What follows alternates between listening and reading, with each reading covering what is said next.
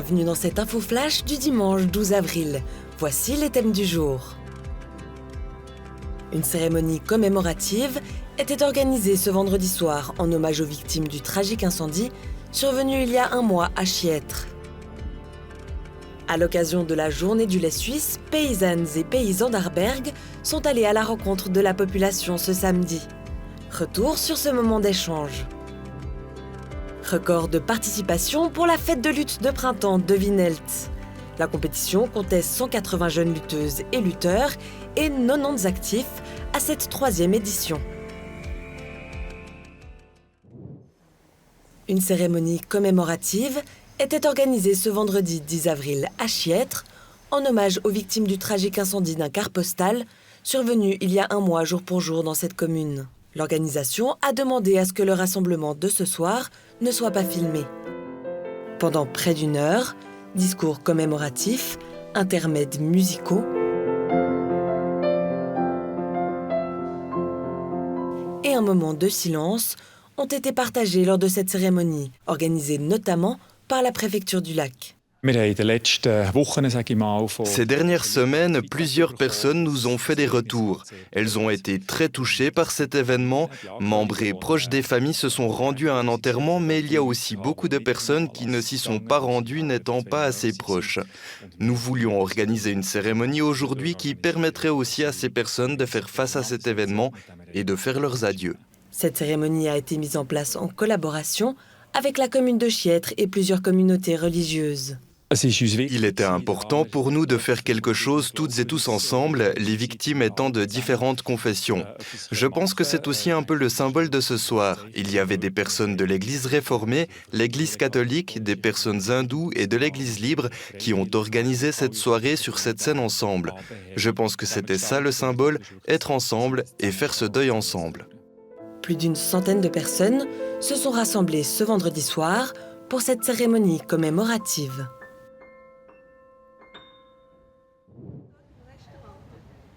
En cette journée du lait suisse, Cabana et Oase sont de sortie dans le centre-ville d'Arberg. Ici, on a 2 petits veaux qui sont pour l'instant âgés d'un bon mois et qui sont encore un peu jeunes. Et dans 2 ans, ces veaux deviendront des vaches à lait. L'idée de cette journée étant de renforcer le lien entre les paysans et les consommateurs que de promouvoir le lait suisse, explique Richard Peter, président de la coopérative fromagère d'Arberg. Le lait, c'est le fruit de son travail. Quand un veau vient au monde, que boit-il en premier? Du lait maternel. C'est une denrée alimentaire de base de grande valeur et très saine, avec la graisse, des protéines, des vitamines, des nutriments, même du calcium. Il déplore une rupture entre l'agriculture et la population. En plus des veaux présents pour attirer l'attention des passantes et passants, des milkshakes sont offerts devant la fromagerie-épicerie, des boissons préparées bien entendu avec le lait du coin. C'est très bon, oui, on y était habitué pendant l'enfance. Du lait qui est aromatisé à la vanille, ça pourrait te plaire. Oui, aromatique, très bon, oui. C'est bon? Je pensais bien. La coopérative fromagère d'Arberg réunit 7 membres paysans des environs. Ernst Bixel est le gérant du magasin dont elle est propriétaire. Il participe depuis plusieurs années à la journée du lait suisse. Ça fait plaisir aux clients d'avoir des milkshakes gratuits et pour nous, ça donne l'occasion de passer un beau moment où l'on peut échanger. Ce qui nous manque tout au long de l'année, parce qu'on manque de temps. Alors on prend le temps, pas seulement pour le lait, mais aussi pour un échange. Et je pense que de nos jours, c'est plus important que jamais de soigner les contacts. Le magasin qui met un point d'honneur à vendre des produits locaux a 10 ans. Richard Peter en est fier. Pour lui, il faut au moins une boulangerie, une fromagerie et une boucherie pour faire un centre-ville. Il regrette donc l'absence de boucherie à Arberg.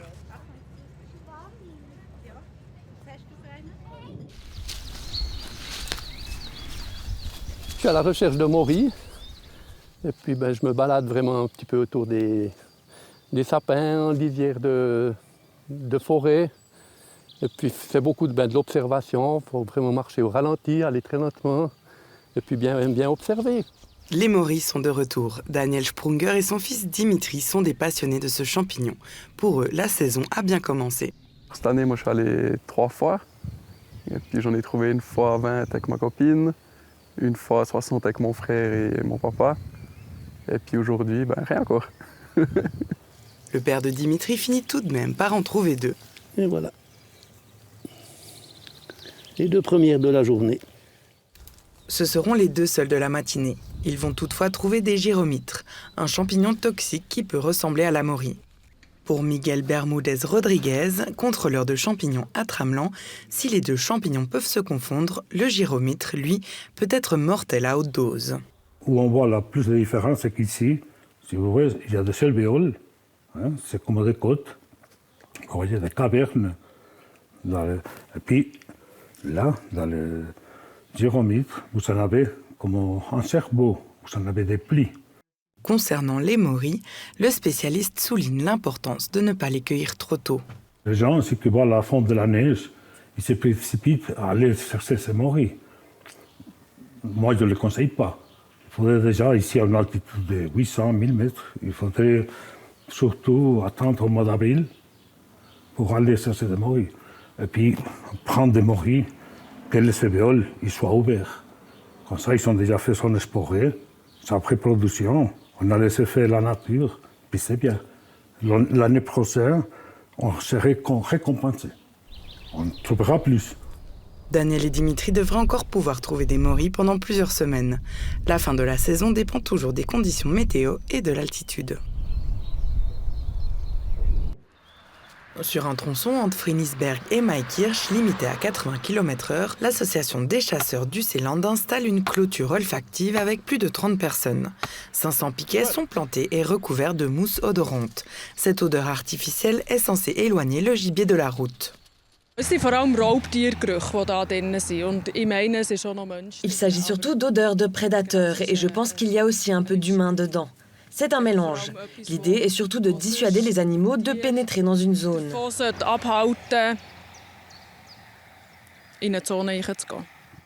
La route concernée se situe dans une zone qui compte un nombre supérieur à la moyenne de collisions entre les gibiers et les voitures. Nous avons reçu des gardes-faunes, une statistique des 6 dernières années. C'est un peu particulier ici car cela concerne 3 communes, mais il y a plus de 40 accidents impliquant du gibier qui ont été recensés ces 6 dernières années. Et ce ne sont que ceux qui ont été enregistrés. Il y en a certainement d'autres qui ne l'ont pas été. Donc cela fait beaucoup. Mais le travail n'est pas terminé, même si l'odeur est maintenant présente le long de la route.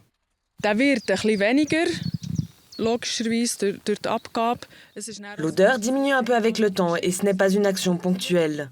Nous ne sommes pas là seulement aujourd'hui.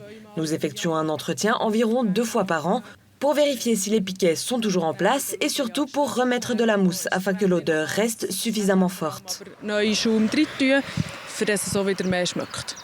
Dans le canton de Berne, environ 5000 accidents impliquant du gibier ont lieu chaque année. Une telle clôture a aussi été installée l'année dernière à Schwarzenberg, dans le canton de Lucerne. Mais il est encore trop tôt pour en tirer des conclusions. La Billie Jean King Cup, qui a débuté vendredi, se termine par une défaite pour la Suisse.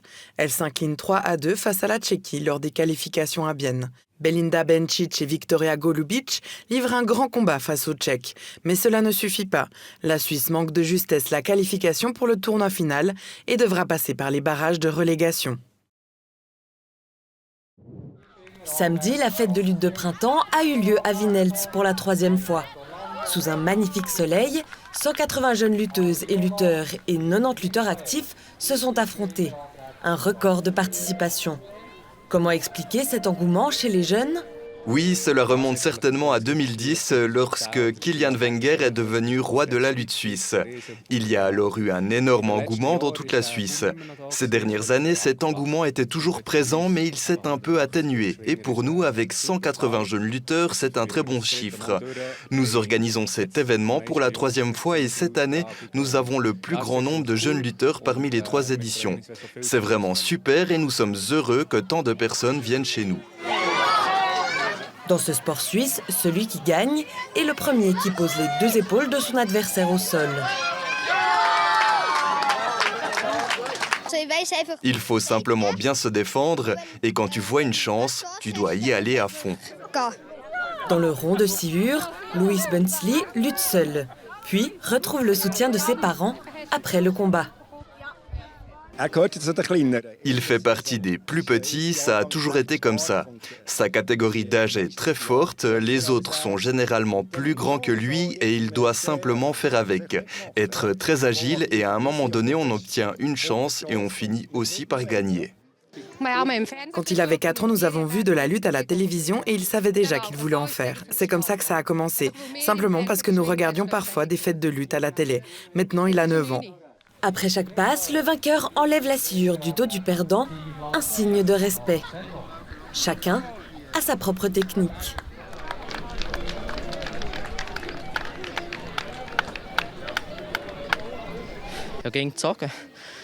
J'ai toujours tiré, toujours essayé et ainsi j'ai pu gagner. Quel est ton objectif ? Gagner la distinction et passer une journée sans blessure. Être polyvalent et offensif. S'accrocher bas, rester bas, se tordre un peu. J'ai perdu une fois seulement, c'était ma difficulté. Mais ensuite, je me suis calmée. La lutte est pratiquée dans presque tous les cantons. C'est un sport très convivial, comme on peut aussi le voir à Winelt.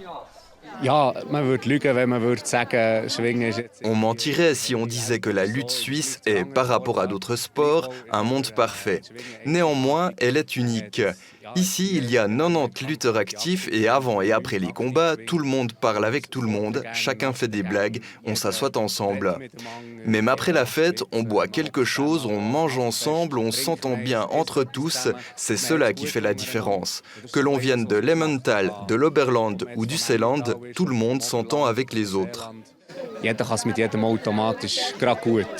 Pour le président du comité d'organisation Damien Gnegi, qui participe aussi en tant que lutteur actif, les lutteurs forment une grande famille.